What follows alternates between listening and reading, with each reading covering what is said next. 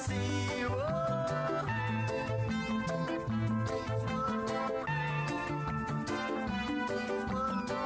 Tonight I dream about fraternity. Tonight I say, one day my dreams will be reality. Like Bobby said to me, hey Bobby Marley, sing something good to me. Yeah, this world go crazy. It's an emergency. Whoa, Bobby Marley, sing something good to me. This world go crazy. It's an emergency. Whoa.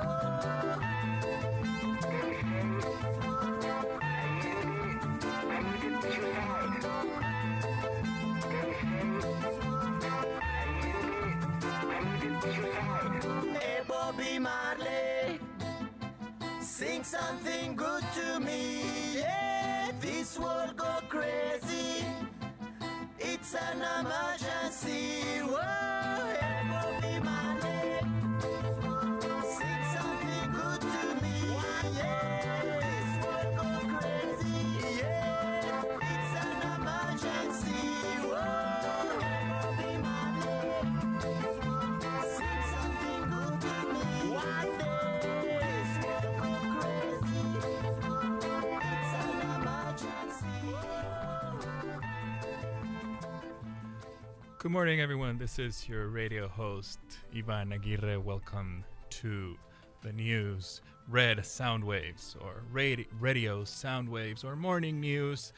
All in all, news from around the world, told from a very narrated, shared from a very personal and very committed political perspective. As a disclaimer to this show, all the information is completely verified and can all be shared online, but all the news and the perspective from which we share it with you is completely personal. If you have any comments, denunciations, disagreements, or just want to talk to us, remember to look us up on Facebook under Red Sound Waves. That's the name of our page. Or on Tumblr, redsoundwaves.tumblr.com. Or you can send us an email at Ivan, or Ivan, IVAN, at go.wustl.edu. Or you can also give us a call at 314-935-5987 on the KWER hotline, and we'll be sure to open up the conversation. We have a lot of news prepared for you today. We're just going to start diving into it. We're listening right now on the background. We listen to Mr. Bobby by Manu Chao, and we're listening by 2 songs of Manu Chao. We'll be listening to them the whole hour. And to start off the news, we're going to start off in a very, I don't know if it's completely happy, completely optimist, because it sparks from a very sad event that is going on around the world right now. But at least it's a very optimist turn of events, or at least it's optimistic. It's positive that we can see something like this happening. And the past January 11, 2013, this past month, France launched a military intervention in Mali, an African country. That's been going on. It's still going on. Supposedly, France supposedly said hasn't committed itself fully, but the intervention and the troops will be removed in the next couple of months to be replaced with UN troops. I don't know exactly how good that is, but that's supposedly what's going to happen. However, and then we already talked about it here, how the reasons Paris gave to justify this operation came out of the war on terror rhetoric of we have to fight terrorists, etc., etc., etc. However, what is really interesting is on January 17, Laurent Louis from Belgium denounced before the Belgian Parliament the real goals of the intervention. And in a video which we have shared online on Red Soundwaves, on our Facebook page, Red Soundwaves, and which, if you want to look it up on the internet, you just have to search Laurent, Laurent, Laurent Louis Mali intervention, and he has a very committed video of him explaining his vote, of why he is against this intervention. And I'm just going to read a little bit of what he says, because I think it's very interesting, the position he takes and how he explains himself. And he says, Belgium is indeed, he starts off with a speech, Belgium is indeed the land of surrealism. This morning we learned from the media that the Belgian army is incapable of subduing some extremist soldiers with radical Islamist beliefs embedded within our own ranks and who cannot be dismissed for lack of legal means. However, at the same time, we decide to help France in its war against terror by providing logistical support for its operation in Mali. Everywhere in the world, military operations and regime destabilization are becoming more and more frequent. Preventing war has become the new rule. Nowadays, in the name of democracy or the war on terrorism, our states feel entitled to violate the sovereignty of independent countries and to overthrow legitimate leaders. There was Iraq, Afghanistan, the wars of American lies, followed by Tunisia, Egypt, Libya, and thanks to your decision, our country was in the front line participating in crimes against humanity in order to overthrow each time progressive and moderate regimes and to replace them with Islamist regimes, whose first desire was to impose Sharia law. How ironic is that? And he goes on, under the appearance of good actions, we only intervene to defend financial interests with a clearly neo-colonial mindset. It is totally absurd to go and help France in Mali for the sake of fighting Islamic terrorism when at the same time in Syria we support the overthrow of Bashar al-Assad by Islamist rebels who want to impose Sharia law, as was done in Tunisia and Libya. The time has come to stop lying to us and treating people like imbeciles. The time has come to tell the truth. By arming the Islamist rebels, as they had armed bin Laden, Western countries are seizing the opportunity to set up military bases in new countries, as they say, while favoring the interests of their national companies. Therefore, everything is strategic. If my battle makes me look like an enemy of this system which flaunts human rights in the name of financial, geostrategic, and neo-colonialist interests, so be it. And then he goes on. It's a very interesting speech, and it's very interesting to consider to consider this other point of view, and it's very optimist also to see that a political leader, or at least a political member, is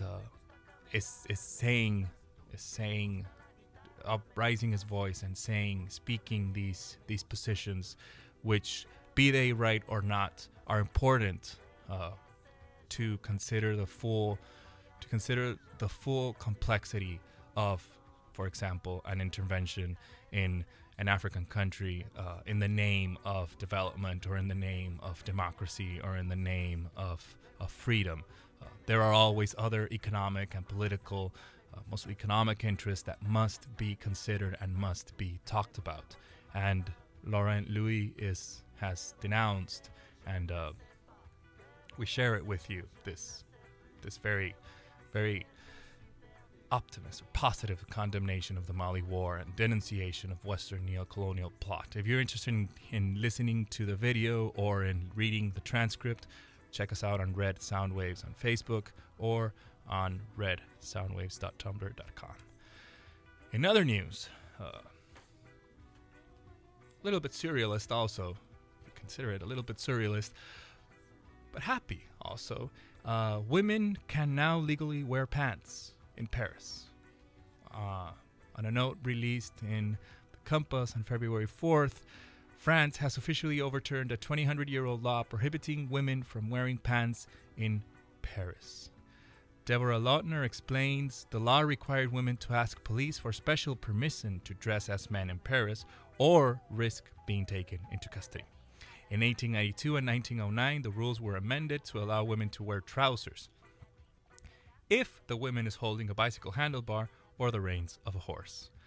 The law was kept in place until now, despite repeated attempts to repeal it, in part because officials said the unenforced rule was not a priority and part of French legal archaeology. A small win for legal sanity. And it's really ironic when you consider it. I mean, in France, it's illegal for women to wear pants. In New York, on the other hand, it's legal for women to be topless. Strange little details of the absurd life we live in. And this little article says officials did not want to remove the law because it was a part of French legal archaeology. Now, archaeology or not, it's very important to remember that laws are laws, and even if they're not respected, if they are absurd or if they are unnecessary, then it is important to start eliminating them and to not have these hundreds of thousands of articles and laws written down if they are not real, quote unquote. That's it for France. And jumping into a Hispanophone world, Spain, also talking about the world, Spain is a country that's going through a lot of turmoil right now. Spain is in a very deep economic crisis, which cannot be tied exactly to the events going on right now, or its inclusion into the European Union and its failed, one could say failed inclusion into the European Union, but it's a historical problem that goes back hundreds of years. But the news is that 750,000 Spanish voters signed a petition to ask for the standing down of the Prime Minister and the leaders of the Popular Party, which is a party that is in hold in Spain. The supposed the scandal over the supposed corruption of the Prime Minister and the political leaders in Spain has only thrown more wood into the fire, to say metaphorically. There's been many manifestations. There's been violent and non-violent. There are organizations that are surging up and striving to change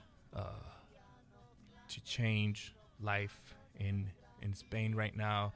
The unemployment rate for youth is over the sky. I mean, it's 30s, 40%, if I'm not wrong, and well, that means it's an economy in crisis in a certain sense, and it's not an economy in crisis because exclusively of economical terms. It's also a very big social problem that must be dealt with not only in economical terms. It must be dealt with not only with bailouts or with loans or with budget cuts, but most importantly with a social reorganization. And a lot of the manifestations that are going on in Spain, if you want to follow more news about that, look us up on Red Soundwaves. We share a lot more news that we don't have the time to discuss here right now. But a lot of those manifestations, the same that is going on in Greece also, are surged from the ground up in a certain sense, surge from the people that are unemployed or that lost their income source, and they organize themselves. For example, I was reading the other day in Greece, organizations are buying food directly from farmers, and they don't sell it, but they distribute it in the city of Athens under I forgot how you call this in English, under a trade system that bypasses money. It's a barter system, barter. So they buy groceries directly from farmers, they transport them to the city, and they barter the food in the city, bypassing money. Money is highly, I mean, it's inflation, and then it's worth something, and the next day it's worth something else, and the next day it's worth something else. So they bypass those problems by using a barter system, which is one way to solve, but it's not the only way, but it's one way to solve. But most importantly, it's organization that is springing from the ground up and not from a hierarchical authority imposing itself on people or on the people or on people without considering all the complex problems or all the complex facets of the problem. So we have to follow this note of Spain. Over 750,000 Spaniards signed the petition asking the standing down of the political leaders of the Popular Party. In other news, a little bit more environmental and jumping a little bit to the east side of Europe, China's thick smog is arriving in Japan. China is a country that is in huge development. This is a news I'm reading from the Agence France Presse. Also, you can look it up on Red Soundwaves Facebook. And the note says the suffocating smog that blanketed swaths of China is now hitting parts of Japan, sparking warnings Monday of health fears for the young and the sick. Quoting an Environment Ministry official said, access to our air pollution monitoring system has been almost impossible since last week, and the telephone here has been constantly ringing because worried people keep asking us about the impact on health. Pictures of Beijing and other Chinese cities shrouded in thick, choking smog played out across television screens in Japan last week. Pink, red, and oranges denote the worst pollution, and it forms a finger of smog that inches upward to the southern main island of Kyushu. Prevailing winds from the west bring airborne particles from the Asian mainland. It's when we're talking about contamination, we always have to consider that when contamination affects not only the place where it originates, but because of weather conditions and also man-made or man-produced movements, it affects many regions, sometimes globally.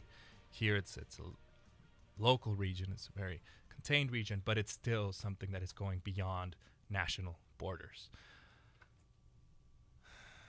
So there are many things that Japan can do, for instance, encouraging China to use pollutant filtering equipment in factories, or to change we could go radical and demand them to change the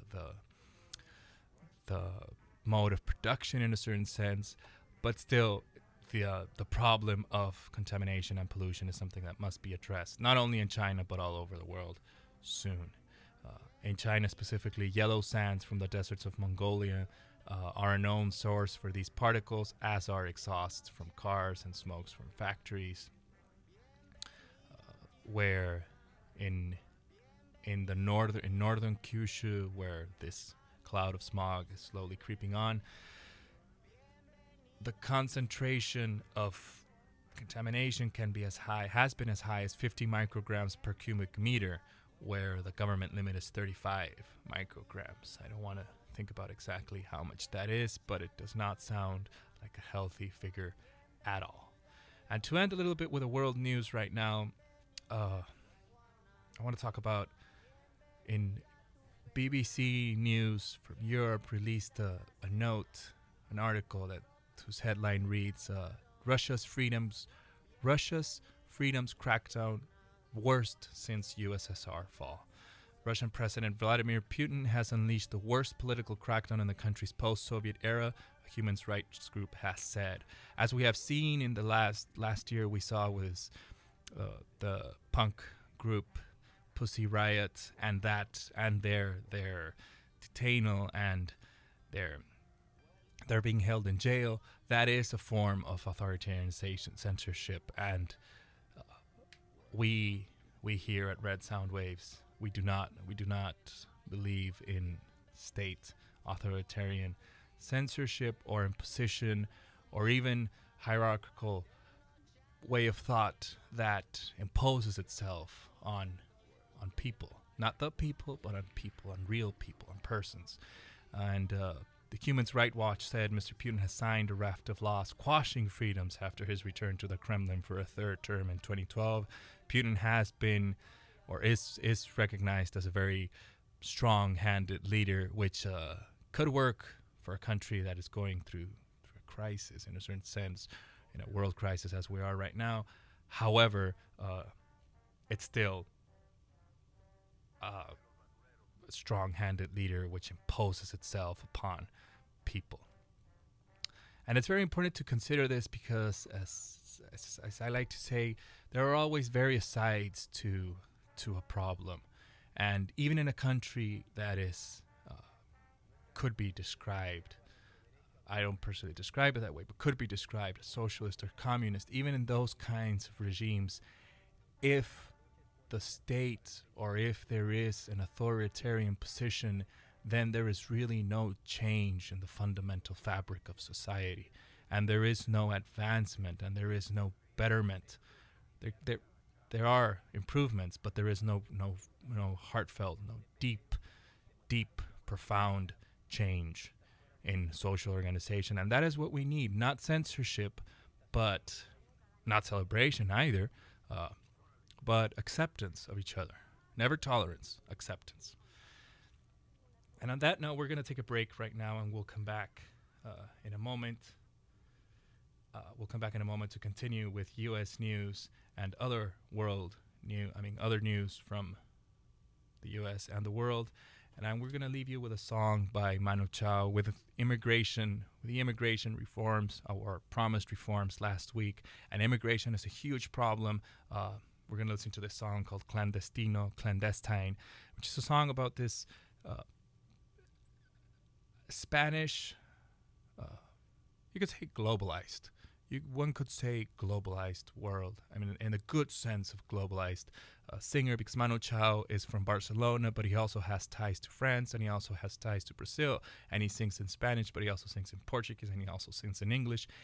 This song, Clandestino, is a song about immigration from Africa into Spain or to France, which is also, immigration. We tend to think here in the United States of immigration as a problem that happens from Latin America into the United States, but immigration really is a phenomena that rose or has risen in the past 50 years all over the world because of the way our late capitalist system is developed, where we have these hugely technological developed countries and these quote-unquote backwater and quote-unquote underdeveloped, highly disagreeing with that, but we have these other countries that provide hand labor, manual labor, but this manual labor has to move and has to emigrate.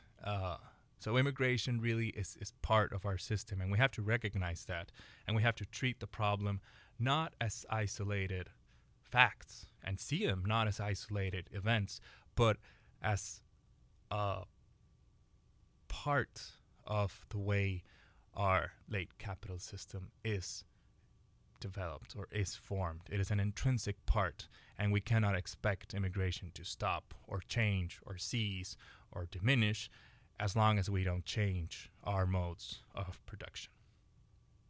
We'll be back in a minute.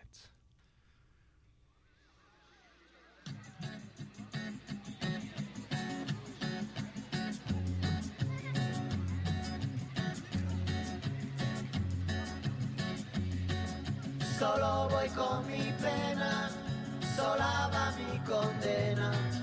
Correré mi destino para burlar la ley, perdido en el corazón de la grande Babilón. Me dicen el clandestino por no llevar papel. Pa' una ciudad del norte yo me fui a trabajar. Mi vida la dejé entre Ceuta y Gibraltar. Soy una raya en el mar, fantasma en la ciudad. Mi vida va prohibida, dice la autoridad. Solo voy con mi pena, sola va mi condena. Correré mi destino por no llevar papel, perdido en el corazón de la grande Babilón. Me dicen el clandestino, yo soy el quebra ley. Mano negra clandestina, peruano clandestino, africano clandestino, marihuana ilegal.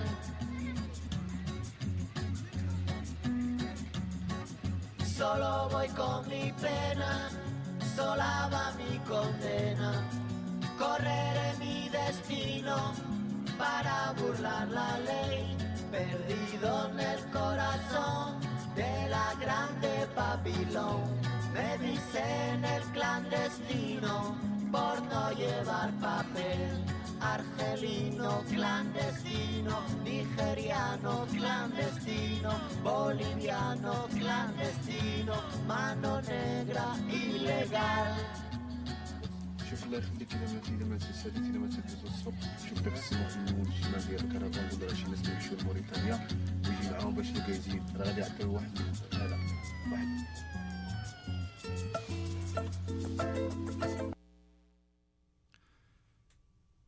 That was Manu Chao singing Clandestino. We're having a little bit of computer problems here, but we will carry on. And I want to talk to you now about a certain US related news. You're listening to kword.com. This is your host, Ivan Aguirre, on Red Soundwaves, or Radio Soundwaves. And first off,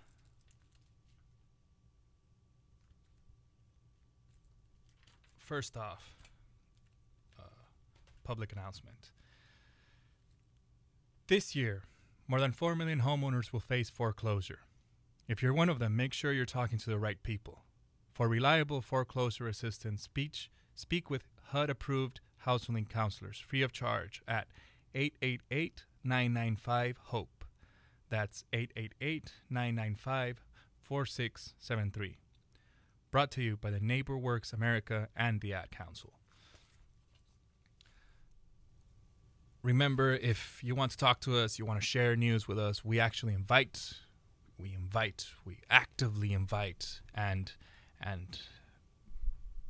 speak out to all of our listeners out there to share news with us on our Facebook page, Red Soundwaves. If you search us on Facebook, or our Tumblr, redsoundwaves.tumblr.com. If you want to call, the number is 314-935-KWOR, or that's 314-935-5987. You can call and we can converse on the air about the news. And we're still having problems with our computer here. However, jumping into our next news, on the webpage Mother Jones, an article was released yesterday saying, putting a finger on the wound of one of America's most troubling problems, which has recently been making a lot of news lately from the position, or from the point of view of gun control and the NRA and all that polemic and conversation and discussion.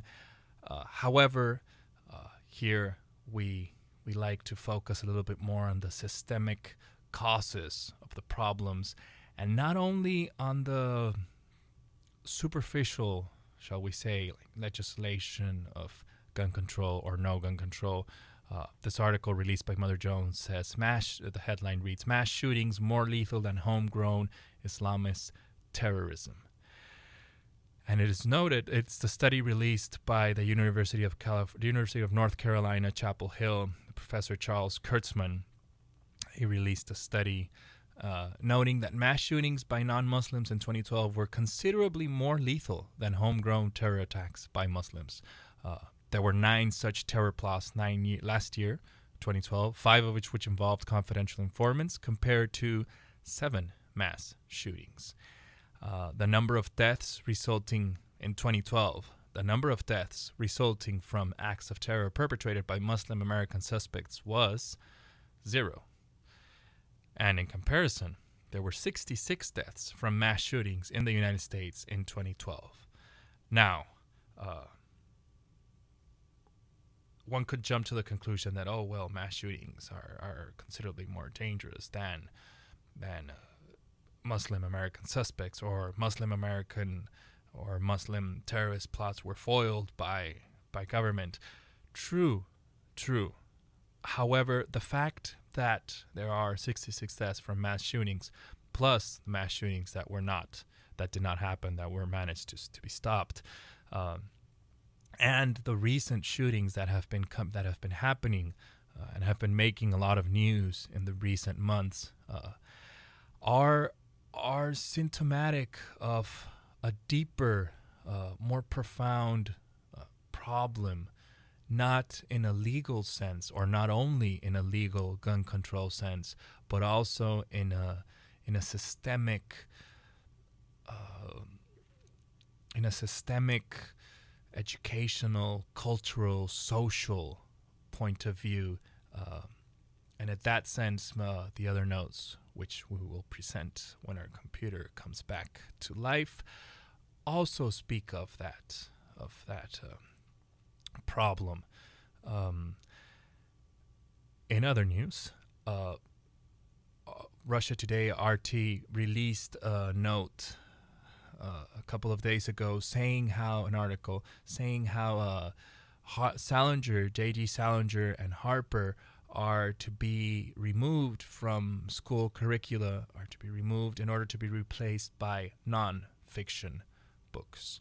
Now, there is a lot, that issue of high school curricula or of school curricula and prohibited books is very polemic, because it is something that is not regulated on a federal level. It's also small communities, the small communities of parent-teacher associations and state or municipal or regional legislation also impacts on school curricula. So it's not something that can be really pointed out as that exactly. However, the fact that there is a trend to eliminate fiction from school curricula and replace it with nonfiction is, as I said right now, it's symptomatic of deeper problems. Because what happens when you teach children to read in general, to be literate and to read, but at the same time you teach them to only read nonfiction. What happens when you do that is you, in a sense, control imagination, and you control the possibilities of creation, and how can we better our social constitution, our social organization. How can we improve laws or legislation? How can we create better organizations? How can we create better modes of state, for example, state police or civil society organization, if we cannot imagine them? And how can we imagine them if we are not taught in schools how to imagine, how to read things that aren't necessarily true? For example, J.D. Salinger or Harper or other books, which aren't necessarily true. Salinger has been challenged on the account of Catcher in the Rye, promoting violence and whatnot. The same could be said of any other book if you pull statistics on it. But how can we change if we are not taught to read fiction? So this change, this trend of removing fiction and replacing it with nonfiction could improve the knowledge base of the country, but at the same time could greatly diminish the social possibilities of improvement, of cultural improvement. Let's see if our computer's back online. We are still not back online. However, we have options. In Tucson, Native Americans in Tucson, there was this is one of the optimists. This week it's been a bad week because there are a lot of bad events going on, but there are also small little changes that are also symptomatic of a deeper trend to change. In Tucson, Arizona, and Arizona is a state that has huge immigration problems, but it also has huge Native American problems, and one could say also racist problems, which cannot be ignored. in Tucson, Arizona, at an anti-illegal immigrant rally. A group of self-righteous protesters were literally put on mute after a Native American decided to drop some knowledge on who the real illegals are. Now, this is a stance that Native American groups all over the United States take and publicly use and attack. However, the fact that this made news, even though it made almost local news, but the fact that this happened at a rally, at an anti-illegal rally, is very optimist. With phrases like, "You're all illegal. You're all illegal. We didn't invite none of you here. We are the only Native Americans here. That's right. We're the only Native Americans here. We didn't invite none of you here. Get on. Get on with your bogus arguments." With phrases like that, the Native American that was just passing by with his son with his child in a stroller, literally quieted or stopped the protest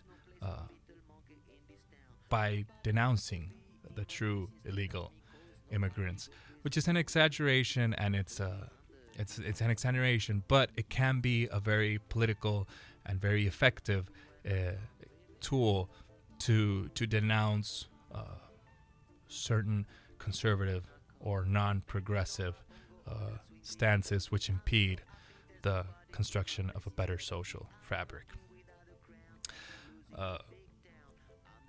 The flag represents blood. That represents blood spilled by Native Americans protecting this land from the invaders. Yeah, that's right. You don't want to hear the truth. All the Native Americans you killed, you plant your houses here. That's the truth. If you want to see the video, which is very, very, very interesting and heartfelt video, on our page, Red Soundwaves on Facebook, we shared the video. It was published by newsone.com.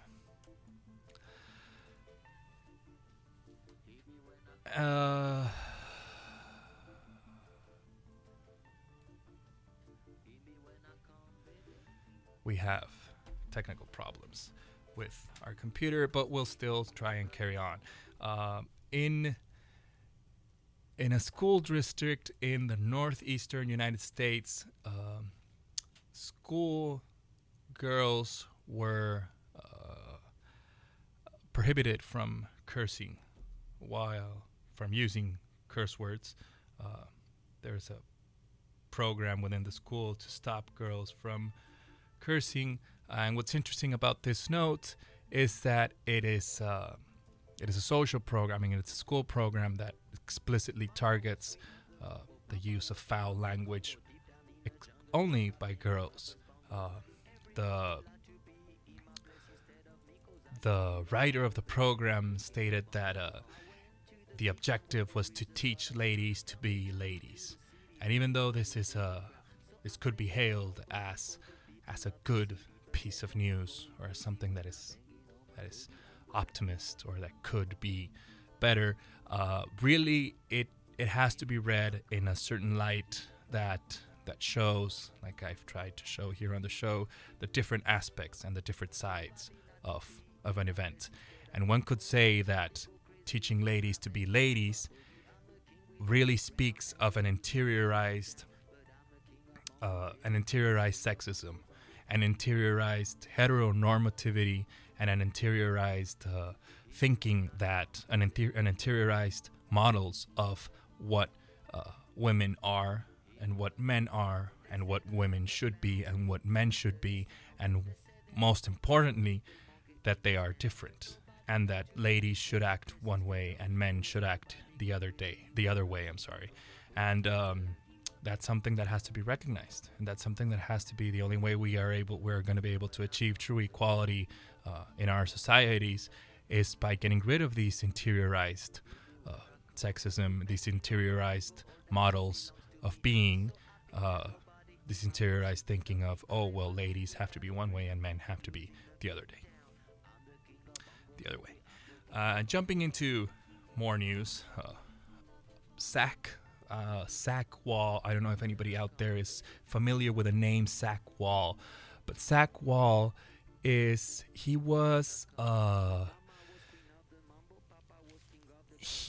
made news a couple of years ago when he was in an Iowa representative, and he grew up with two lesbian mothers, or with a lesbian couple, and he grew up and he gave a speech, very, very emotive speech a couple of years ago about how about equality.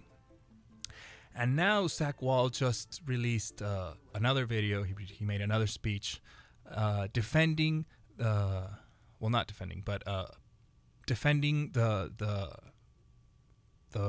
polemic that's still going on with the Boy Scouts and the gay ban, and what we talked about last week, how the official position the Boy Scouts took was to leave it up to individual groups and scouts and troops, and for them to decide, which is the same decision that was taken. That was the same position that was taken to when segregation.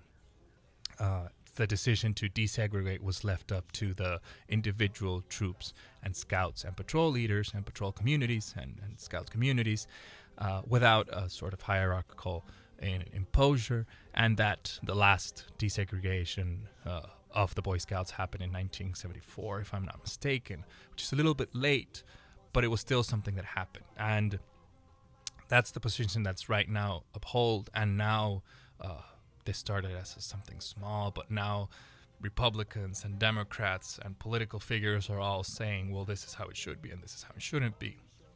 If you want to read more about it on the Facebook page, we have a lot more articles. But Zach Wall defended the position, or the anti-discrimination position, of the Boy Scouts, and he denounced the defenders of Boy Scouts gay ban. He denounced how they rely on, quote, biblical literalist fundamentalism. A very interesting article. If you want to read it, it's right up there. In other news, if we manage to get this to work, we're not going to get it to work. In other news, last week was the Super Bowl, and this past Sunday was the Super Bowl. And the Super Bowl is something that's quite big in the United States. One could say quite big in the world also. However, it's an event that must be taken as, to use a colloquial expression, with a grain of salt. And I want to share with you a reflection, sort of a thought that Shanika Anderson, a Facebook user, shared with us. And I quote Shanika. She says, "Politics cannot be divorced from sports. In fact, the Super Bowl is very much political. The U.S. flags, the heartfelt patriotic songs, the tears for the pride of living in a country that is free, despite the fact that we now have more people in prison in this country than any other country in the world, but I digress, are all political. They reaffirm the morals, values, and practices of the culture. Hypermasculinity and the bro code are reinforced. The ideals of the rich are reinforced. And those who dare to challenge this propaganda, who speak too candidly about the true conditions of people living in the country, who make us aware of class divisions, are the ones reprimanded for mixing sports and politics in order to shame and silence them." This was a text, a quote shared by Shanika Anderson on Facebook, which kind of puts the finger in the wound in a certain sense. And usually we can't talk about sports and politics because sports and politics don't mix, yada, yada, yada. But it's something that they do mix. They are something. They are intrinsically mixed, and they are intrinsically combined. As Shanika points out, sports reaffirm morals, values, and practices of our culture. Hypermasculinity and the bro code are reinforced. The ideals of the rich are reinforced. All this happens, and it's very important to recognize. I'm not saying we have to stop using this. We have to stop playing sports. On the contrary, sports are a very important arena to change and to to change our societies, because a lot of people, they're a space where masses come together and share information and share ways of thinking. However, we have to know and we have to choose carefully what we are sharing. It's not the same to share or to promote, for example, hypermasculinity and a bro code, or to promote, for example, like Muhammad Ali promoted desegregation and changes in the thinking of what sports should be. For example, to quote one example from history. And in that sense also, the Super Bowl is also a moment when our late capitalist consumer society sort of rears its head up. I can't show it to you because we're on the radio, but if I invite all of you to look up on YouTube the banned Super Bowl ads, the ads that did not make it to the Super Bowl. And there's a really interesting one by this company called SodaStream, which makes these machines to make your own soda at home. And the ad was removed by pressure from Coca-Cola and Pepsi, because the ad explicitly, it's an ad made in one of these types of ad that explicitly attacks its competitors. I'm not totally in agreement with that, but in the ad, these two, a Pepsi truck and a Coca-Cola delivery truck, pull up. They sort of compete. They take out crates of bottles and they sort of make a run for the supermarket door, and they're competing. But just as they go inside the door, all of the bottles in their crates disappear and liquid spills all over. And then in the trucks, in their two trucks, all of the bottles disappear and all the liquid flows over. And then camera switch to a man in a dark room, a man with just illumination of him using the machine to make soda. And the voice and off says, I can't remember, hundreds of thousands of tons of plastic would have been saved only on Super Bowl day if people had used SodaStream instead of buying plastic. And it was banned because it explicitly attacked Coca-Cola and Pepsi, and we're not going to go into the polemics, the ethics of advertising. It's a whole other topic. But it's interesting to see what is not shown. Also, the Volkswagen ad by the Volkswagen ad, I can't remember the name of the reggae singer right now, but the Volkswagen ad, which had this very, very, very typical white male working in a corporative environment, talking and singing and promoting quote-unquote good vibes in a reggae or Jamaican accent, and that was deemed by some as racist. Personally, I don't see it as racist, but that one also caused a lot of polemics. And in this sense, it's interesting to see how sports are a very important arena of social life, especially in our society right now. Jumping into other news a little bit, the Iraq's webpage was, this I want to talk a little bit right now. The topic of cyber warfare, the cyber world, not only the internet, but the cyber world as an arena of warfare is very interesting to start thinking about and to start seeing it not as a science fiction thing, but as a real future. I mean, as a real event happening right now.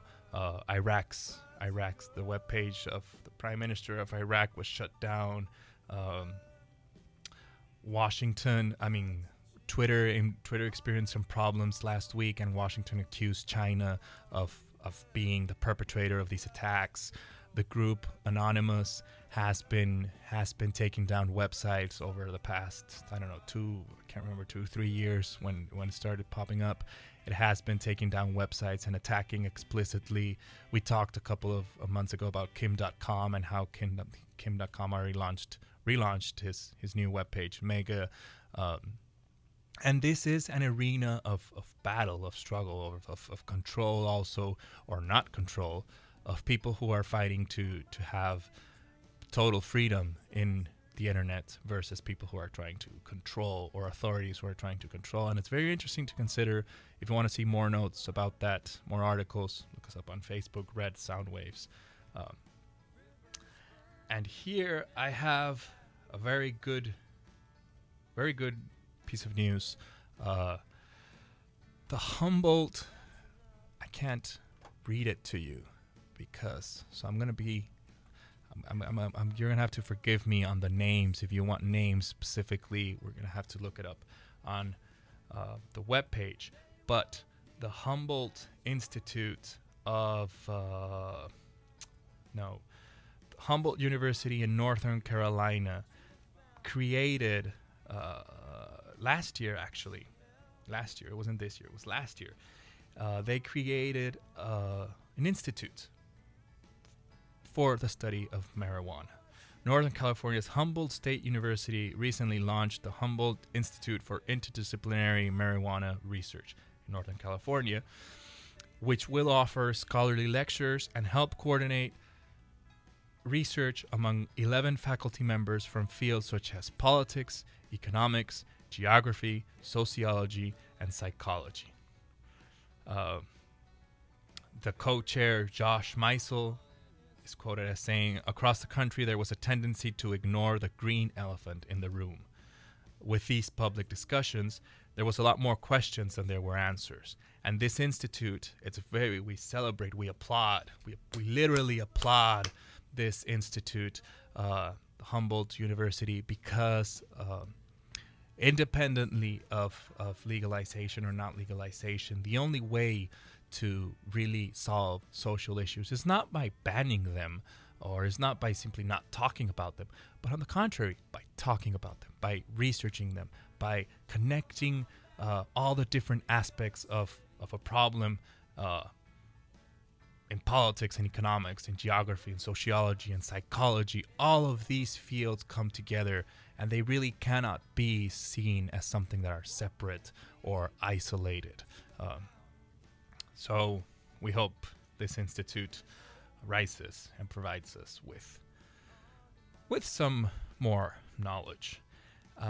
In other news, wrapping up here, in other news, and to go off on a happy note, let me find the note here. In Latin America, Al Jazeera released an article on the creation of garbage homes, and it sounds really not nice, but it's the use of garbage or of human or societal waste to create homes. And this architect, this female architect, I can't have the name right now, but if you look up the note, the article is on our webpage. She is using, for example, plastic bottles, plastic soda bottles, for example, talking about soda bottles, plastic soda bottles to fill them with sand or dirt or soil and use them as bricks, or fill them with something else and use them as bricks. And this is a very interesting way of reusing, of rebuilding, or of building with the negative, shall we say, detritus of society. Also in I think it's in Thailand, there's churches and temples, actually Buddhist temples, that are made exclusively from green glass bottles. Very interesting. If you look them up on the internet, you can probably find them. But it's this idea of reusing material, which in our consumer late capitalist society we think of as complete waste or detritus. No, we don't need to go a step and recycle them. We could reuse, which is easier. It's the first step. We don't need to go through an industrial process of recycling.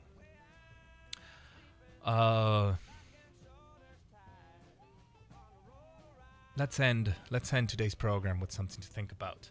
First off, on an ecological point of view, Mother Jones released an article saying how, independently of whether if we were suddenly to stop society right now all over the world, even if we did that, there would still be 60 feet of sea level rise in the next coming years. And if you think about it, 60 feet is a lot. Very dangerous. So we have to start thinking about that also. And just to finish, we'll talk a little bit more about this next week, but this month is declared Black History Month by the United States. And it's to commemorate black people in the United States and around the world. However, we have an article on our webpage, Red Soundwaves, on Facebook, which